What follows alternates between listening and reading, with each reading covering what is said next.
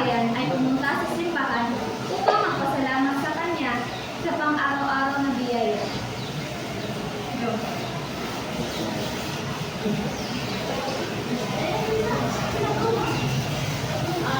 Pagkatapos ay pumunta sa